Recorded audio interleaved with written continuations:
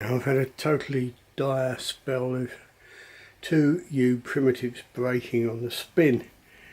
And one of the guys, he only wanted a 35 pounder, but maybe I'd heat treated the hell out of it. Anyway, I was going to refund him his money, but I said what I'll do, I found the wonky Yew Stick Bow. So I thought what I'll do is I'll tart it up, tune it up, and if I can make it a sweet shooter, I'll let him have that and a bit of a refund of cash, because this may or may not be quite as pretty as the other one should have been. But we'll see. Anyway, I thought I'd do a bit of a before and after. You can see I'd never completely taken all the cambium off it, but the heartwood's aged to this lovely deep colour, so I want to be careful not to spoil that. So it's a matter of tuning it up and tweaking it carefully and sensitively.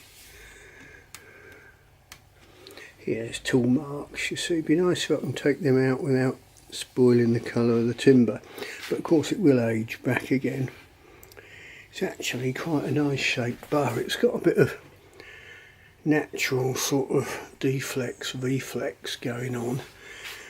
Yeah, I think the upper limb's a little bit stiff round about here, so I need to drop the odd pound or two to get it the right weight for him.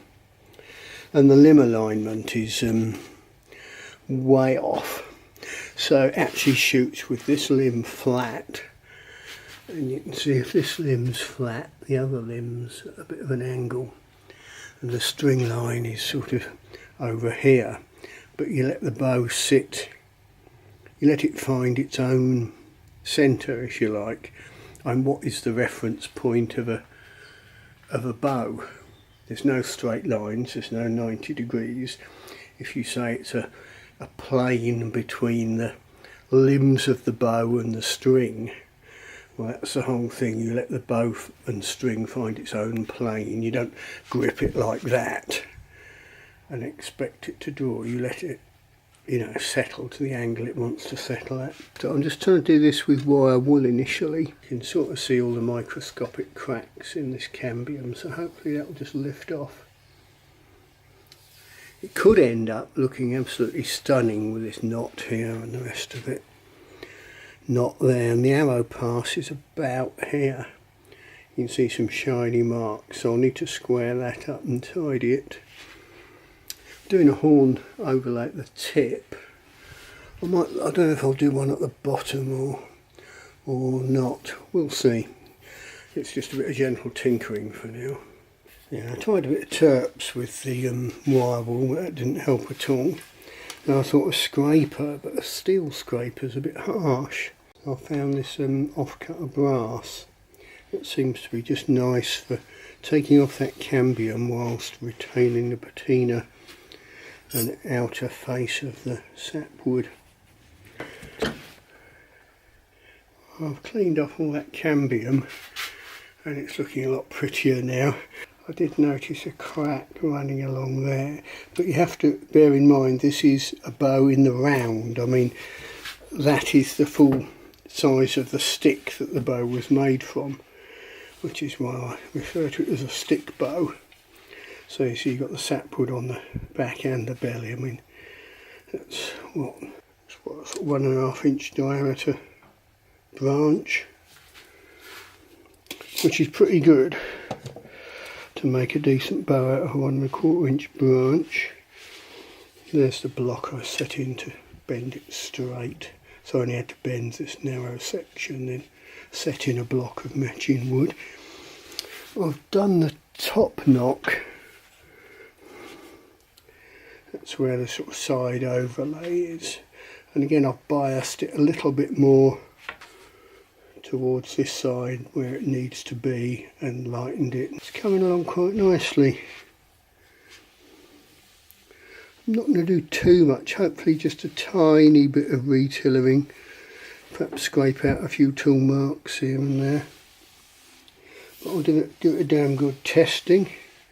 There you can see traces of the pith down the centre of the bow. In fact, look, you can see that's opened up a crack there, but that will be a crack radiating out from the pith, probably radiating this way. In other words, into nothingness, because it will follow the path of least resistance. But you can see I've followed the shape of the log, so it's not going to run out or do any harm. Similarly, we've got a bit of pith showing there. I've eased off a few tool marks there. I've checked the arrow path and just eased it off slightly, increasing its sort of height there to allow a bit more margin for error as the arrow might flex upwards. I've done a lot of work to tidy up this little stick bow. Got nice little horn tip overlays, and I've tried to bias it so it's all a bit more on the same plane. I mean, one limb was twisted relative to the other, and at a casual glance it looked like the string line was a mile out. But if you let the bow just sit in your hand and draw it, it does draw consistently. What I might do as an experiment is tape a little vertical spill sticking up here, film it from this direction, and as I draw it, see if it tries to rotate, which would be quite an interesting thing to do. I think it's spot on 35 at 28, but I'll just give it a nice full draw. Hard work getting up and down on the floor these days. So let's watch it flexing as it gets drawn. There you are, that's a full.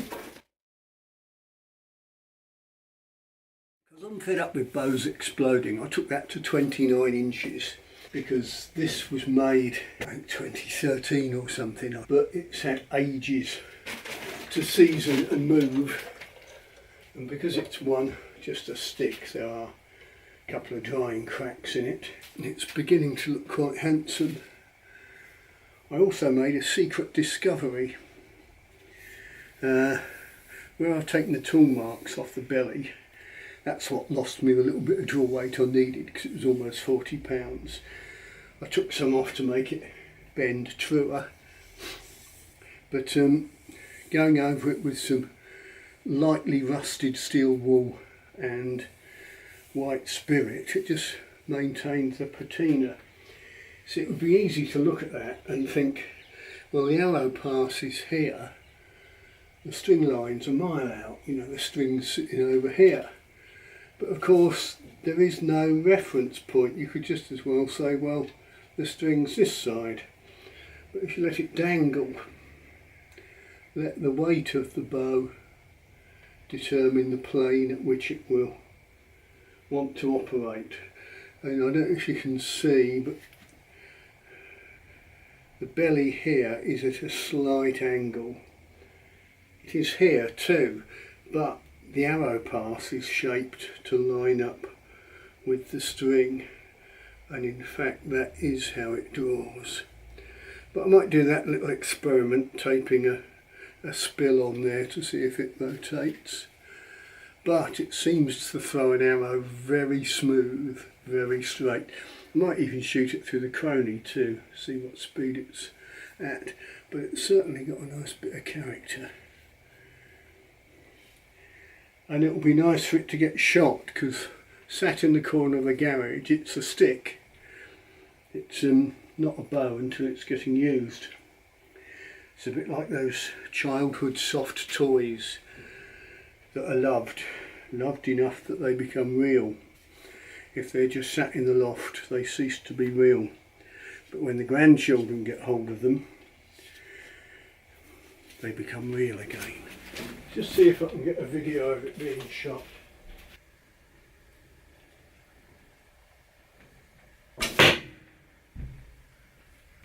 Not bad for a 35 pounder.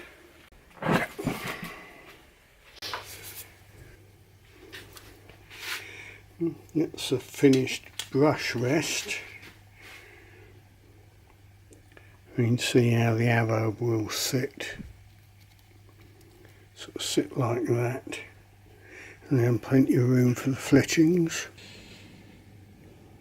Yeah, that shows it better, you get the idea. I could cut down that central row of bristles a little bit more. I just shot it with a test arrow using the release aid. It seemed to go with the right old wallop. Good Lord, struggling to pull it out. Well, it had penetrated that far and it was only from a short draw. This is an incredibly light arrow that I just made for kids to use with one of the little kids' bows I've got. But of course it's fairly representative of a flight arrow.